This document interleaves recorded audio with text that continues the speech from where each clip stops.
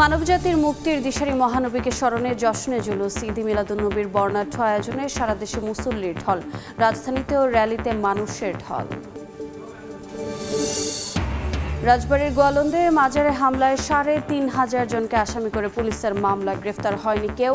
রাজশাহীর পবায় খানকা শরীফ তছনছের ঘটনায় থমথমে এলাকা। নির্বাচন নিয়ে নানা শর্ত দলগুলোর, গণপরিষদের দাবিতে অটল এনসিপি, ভোটের আগে আলোচনায় সমাধান চায় জামাত, নতুন সংবিধানের যৌক্তিকতা দেখছে না বিএনপি। একই পদে বাংলাদেশের পারিশ্রমিক ১ লাখ আর ভারতীয় কর্মকর্তার ২৫ লাখ টাকা। রামপাল তাপবিদ্যুৎ কেন্দ্রে বেতন বৈষম্য সহ নানা অনিয়ম পেয়েছে দুদক, খতিয়ে দেখতে তদন্ত।